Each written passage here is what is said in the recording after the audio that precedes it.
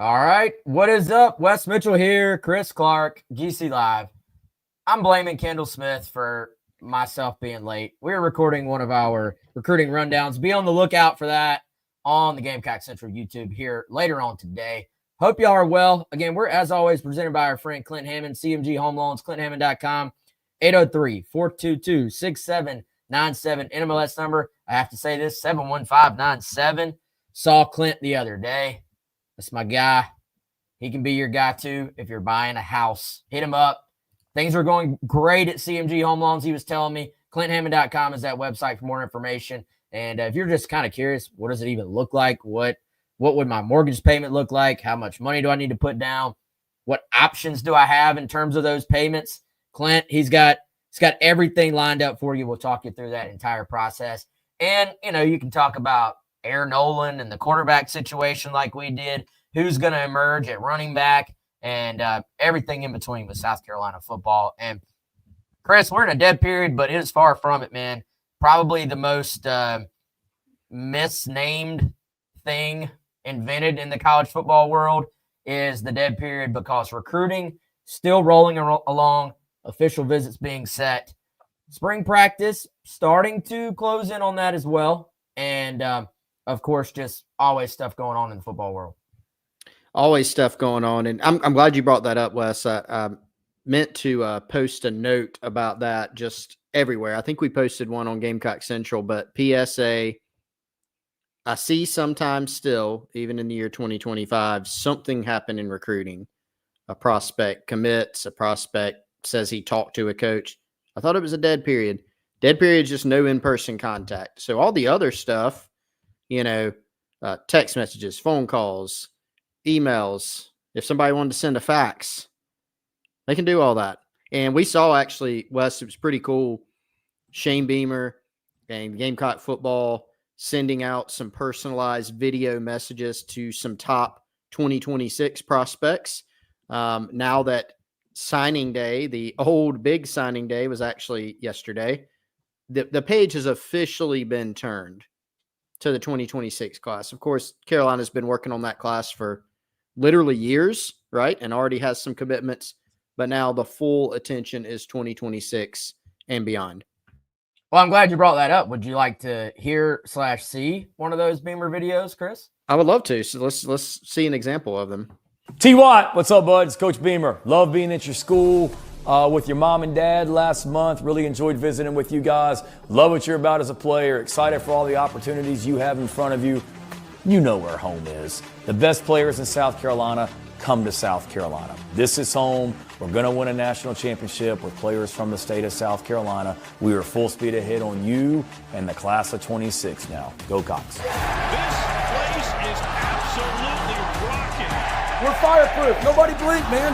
Man, this is a team that's peaking at the right time. South Carolina, one of the hottest and dangerous teams in the country right now. Very well done by – did I just flip us? You flipped it. I messed me all up. Goodness. It was a wonderful transition into the video. Yeah. I got to give you credit. Outro we'll work on. We'll work on that. Iffy. We're just gonna stick with this, guys. We're gonna roll with this. Okay. But let's do it. So that's what's going on in recruiting right now is prospects. It's kind of interesting how these guys follow trends. And right now, prospects went through January where they had coaches coming by their high schools, coaches coming by their homes, having these in-home visits. That, I believe, was new last year, that they could go ahead and do that this time of the year. And, of course, they're going on junior day visits as well. So then they use what they learned. What did I like? What did I not like? Set some official visits and really start to set what you would say are kind of your top fives, top sixes, stuff like that for a lot of guys, some even smaller lists than that. And, Chris, I knew we would have a lot of OVs be set already, just judging by what we saw from the trends last year. I'm not so sure I thought it would be this many this fast. And I know it can be very fluid. It's something that some of these dates will change. Frankly, some guys that are on these lists will change their mind and go elsewhere. Some guys that aren't on there certainly are going to set up visits. But I don't, I think right now, as of earlier this week, there were 6 new official visits that were set and made public just this week. And since then, I think 2 more. And from what I've heard, some more to come. There are some more that are being worked through right now, or some where they're pretty much set. The prospect just wants to put it out himself or something like that. So that list is going to grow even more very, very quickly. Yeah, and Wes, I think 14-ish could be a decent count as to what the total, as far as number of summer official visits are that are booked right now. And a few of those are current Gamecock commitments, but you're right, already a pretty high volume. I expect that number to grow like you pretty soon. And I think there's at least 16 right now. 16 now. Okay. I was going by our database that evidently we need to update 2 more people on there. So we will do that. Should be going by something that Wes Mitchell wrote on GamecockCentral.com. So lazy me, bad me there. Here's something that stands out about the list too. And I think a lot of our viewers and really our subscribers on Gamecock Central have been asking us about this, and pointing this out. The star power and kind of the blue chip ratio, I think you could call it, of the visiting prospects is really up there in this cycle because, one of those, Wes, for late June 20th, is Jared Curtis, who is the number 1 quarterback in the country. You've got an official visit booked for him. You go up and down the list, the amount of 4 stars, or even if they're not guys that are 4 stars, like high priority guys, that video that you just played, Wes, was directed at Tamarian Watkins out of Northwestern from Rock Hill, who's a big 6'4" safety who I think is probably going to ultimately rise in the rankings. And our Rivals just moved him up. He's still a 3-star in the industry ranking, but probably has a chance to continue moving up. Guys like him, right, that are big, big priorities. You've got some guys booked for visits this summer already that are Carolina's top guy or top guys at the position. And look, at the end of the day, that's what you want, right? You want to be in position. You say it all the time, build up to an official visit, camp, game, spring visit. Some of the guys that are visiting this summer for officials were just on campus in January for the Junior Day event. You want to get them as many different types of exposures on visits as possible. Game visit obviously is in there. And so a lot of these guys, they are pretty far down the road with, but there are a few on there that are a little bit newer to the board or have not been to South Carolina quite as many times. So a really interesting mix and just overall a really talented group of guys already set for visits. Yeah, for sure. And I think another guy, man, Darius Gray, if On3 already had all 32 5-stars listed, he would already be a 5-star as well because number 27 overall prospect in the 2026 class. He is set for which day is he? He's a June 20. June 20, man, that's going to be a weekend right there. That's a weekend. Samari Matthews, who, I would say is probably, it feels like been South Carolina's top cornerback target for that class. I believe feels like 2 years now. They've been really going after Samari. Like Travis said, they've been recruiting Gray for forever, it seems like. So lots of prospects there that they're in great shape with. But really, all these weekends so far are starting to, I don't want to say fill out because there's plenty more that will be added. But you got Ryan Mosley and Gordon Sellers both coming in on that June 6th weekend as of right now. That's the same weekend as Keenan Britt and Noah Clark. Noah Clark, the 4-star defensive lineman from Durham. He is a actual new addition to the list. And I'll just go through them as far as the guys that have been added this week, man. 3-star defensive lineman Ben Boulware, who's from Winston-Salem. Kari Adams, 4-star cornerback from Maryland. He got added this week. Both those guys are May 30th weekend visitors. And then just today, you've got Desmond Green and Trey Aiken officially setting official visits to South Carolina for one of those 3 weekends. And that's kind of how it's going to set up, same as last year. It appears it will be 3 major recruiting weekends for South Carolina, and they will try to obviously stack those weekends with talent, Chris, but if last year was any indication, they also try to keep it very manageable.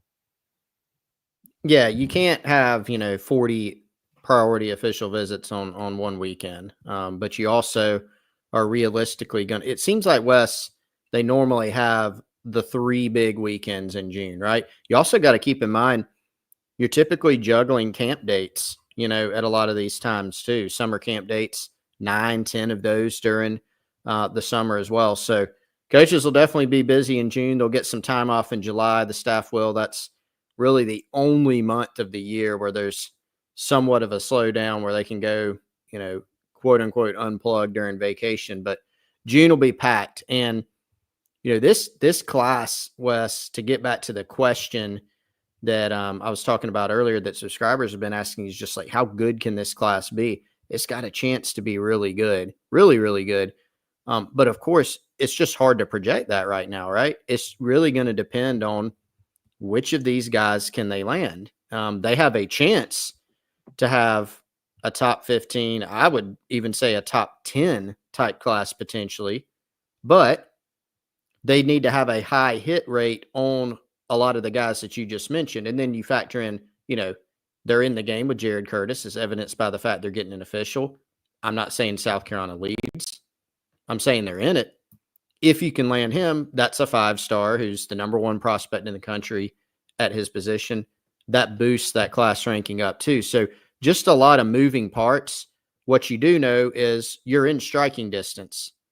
Then you got to go play a football season too, right? That always matters. But in terms of your momentum going into the summer, you have some. And that's a good spot to be in because they've built momentum off of this past season where they had a lot of success on the field. Well, and I'll be very curious to see what their hit rate is this year, frankly, compared to last summer when they were coming off of the 5-7 season. And what did we consistently hear? Like, hey, we're getting the guys we want on campus. We are getting interest from the guys that we want. But let's be honest, there were some misses in the end where you hear a lot of things about other schools just negatively recruiting South Carolina, which, again, all is fair, love, war, and recruiting. But when you look at not giving opponents that ammo this time around, you can be like, look, guys, we won 9 games, could have gone to the college football playoff, and we're one of you away from taking the next step. And so if you can do that compared to where it was last year, where you had literally schools telling prospects they were doing battle to land, saying, well, Beamer's going to get fired if they don't win this year, that's a completely different story. So now, do you also maybe look at some of these guys and say, you're dealing with even more competition on some of these players than you were last year? Yep. That's maybe the case as well. But I certainly think it already, to me, and it may be a little premature to say this, but it already, to me, feels like you are getting more guys set up for these OVs that I think you have a decent shot to land. Whereas I remember there being several official visitors last year that you were kind of going, you need the official visit to go great just to even kind of be in the conversation with a few of these guys. Like there were some that just kind of got set up a little bit out of nowhere, and we were going, it's Carolina. Obviously they're in it, but to what extent? And so I think this year you've got some long-term relationships going on that should be very, very beneficial. But again, you got to close, and there are prospects that I think Carolina is deeply involved with that are not yet on this list as well. You look, Travis mentioned, a guy like Rodney Dunham up there in North Carolina, the Harris brothers in North Carolina, 2 defensive line prospects, Contavian Polo Anderson going a little bit different in his approach. That's the Dorman big-time defensive back that South Carolina wants and Clemson wants. He's going to commit before kind of that official visit window and is just going to visit to whoever he picks, So yep. he's another one you would say should be on this list if you were just using this list to judge like mutual heavy interest. But just because of the way his is going to play out, he is not on there. But I certainly, like I said, you've got two of the offensive linemen from in-state that have now locked in this week. I certainly would expect Zion Giles to take an official visit to South Carolina to get added to that list as well. And that, once again, Chris, follows that trend we've seen of them just getting top offensive line targets on campus for multiple, in some cases, countless unofficials, and then getting them in town, of course, for the official visits as well. It's a great point you made about the difference in last year, right? Because I distinctly remember that, and I just kind of went through the list to refresh my memory. There were a lot of guys like, okay, interesting, that guy's taking an official. South Carolina is probably coming into that visit behind some others. It's going to be a really tough pull just because of the positioning of some other schools. Hey, if it goes great, maybe that reverses. Maybe you give them something to think about, right? But there were several guys that came on campus that you're like, hey, I don't know if I see it. You know what I mean? It's definitely worth a swing. But you kind of go into it with a different expectation. This time, it does seem like the rate of guys of, okay, this is a very familiar name. This is a recruitment that's been going on for quite a while. This is a guy that's been on campus a whole bunch.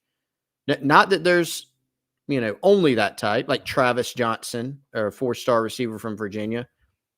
I think this might be his first visit when he visits this summer. It's definitely not his 5th or 8th, right? Like some other guys.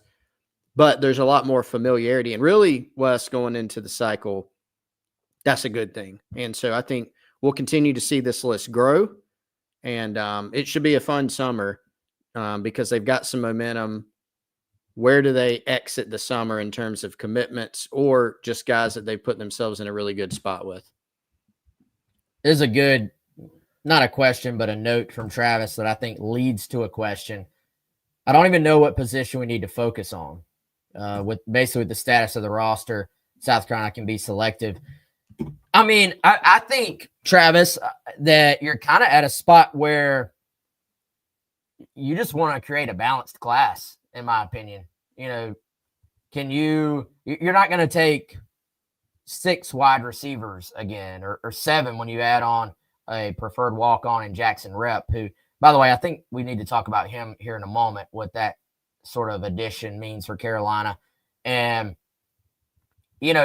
that's where you want to be. Now, some of this is because of the portal. You go out, you fill your immediate needs in kind of those short yardage situations where you're saying, hey, this is how many yards we need. We got to go get it right now. And you're doing that in the portal. So I think it's important. Get as many guys. If let's say you're having a 25-man class, balance it out, about you can almost treat it like a starting lineup, I feel like. Yeah. Balance it out. 11 guys on offense, 11 guys on defense. Maybe you have 3 best available spots on either side. And you just want to add as many guys that fit your program. And that could be on the field, off the field. As many guys that you think have a chance as possible.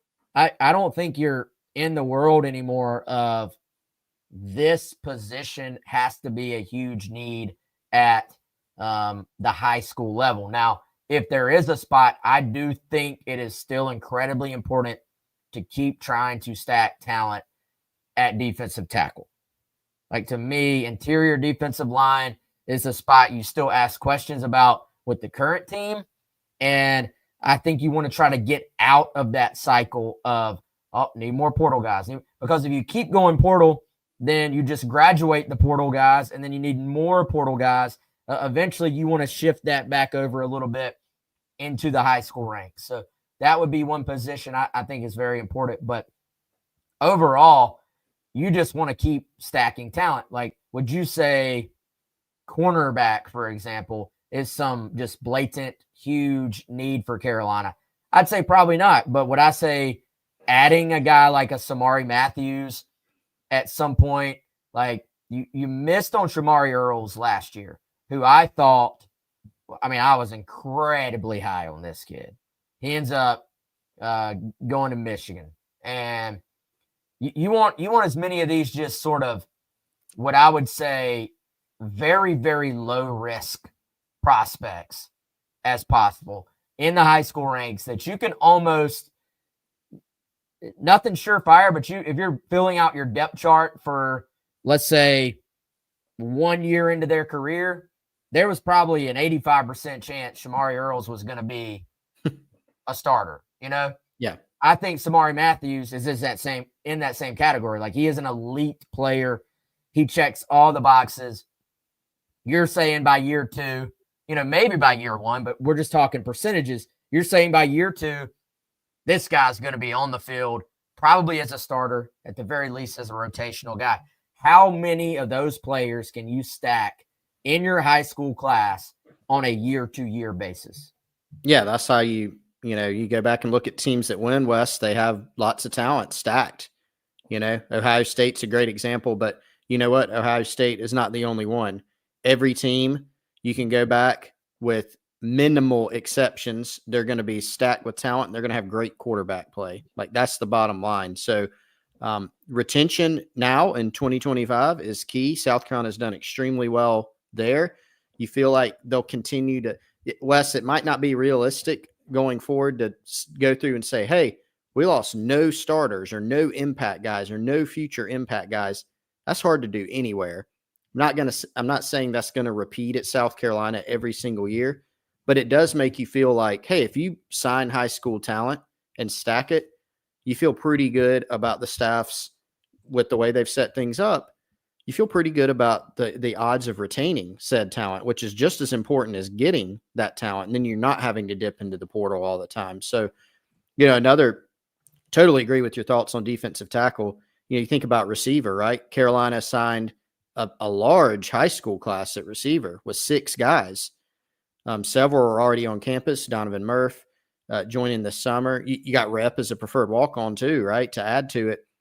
That doesn't mean South Carolina's going to say, we don't need any receivers in this class. But what does that mean? Mike Furry can go out and be pretty picky, and he is, because it looks like the 2 top targets, both of whom have official visits set, Ryan Mosley from Georgia, 4-star, Gordon Sellers with an A, no relation, out of Charlotte, another 4-star, also booked for an official. And you swing at those 2 guys, maybe you get anywhere from 0 to 2, right? If you get 2, you're super happy. If you get 1, great. If you get none, maybe you've got some other options, but you can afford, you don't have to look at it as, oh my gosh, we've got to sign 5 receivers in this class, because you've already done some of that work in the last class. So agree. It's about stacking the talent on this roster.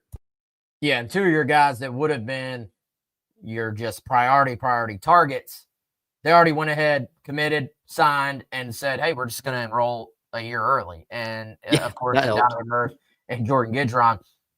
By the way, Chris, I've been telling, and I know you've seen him in person more than I have, but I've been telling anyone that will listen, like, buy stock in Donovan Murph's career at South Carolina. Like, could not be more impressed with him, his family. I've seen the film. I've seen him, of course, in 7-on-7 settings. I've seen he is an alpha. Like, he is a dog. He is a guy that ball is in the air. He takes it personally that someone else is trying to catch the football. Like, that is my ball. That is who he is. But Chris, he's one of those light switch guys. And when the ball is snapped, that thing is flipped. The light switch is flipped. Put him in a setting off the field, he is as just kind, thoughtful, great communicator, and really just enjoyed going by that ceremony there at Irmo. Chatted with Aaron Brand, the phenomenal head coach there. And the thing, first of all, he said, look, Murph has set our standard at wide receiver from here forward. Like, he has set the standard at Irmo High School for his position, which is a mouthful. And 2, said the kid just has a plan for everything he does. Like, he is a film watcher. He is a workout warrior. He does not drop passes. And I think, and Brand even said this, he's probably not quite as fast as some of the other guys in this South Carolina recruiting class. He's just not. But in terms of go get the football, in terms of being that true X receiver, you can line him up on the line of scrimmage, and if they try to press him, he's going to have the size and sort of the physicality to push through it. He checks all those boxes, man. So I just couldn't be more impressed with the whole Murph family, really, after being around them a little bit on Wednesday. Yeah, I mean, I love the light switch guy term, and that's what you want, because off the field, he's going to represent you the right way. I know I've interacted with him. I know a bunch of people who've interacted with him, and everybody loves him, right? They just rave about him. And then, if you go to a 7-on-7, or if you go to an ERMO game, if you've seen him play, you're like, wow, this guy is intense, right? Like he is. And Yes. like he's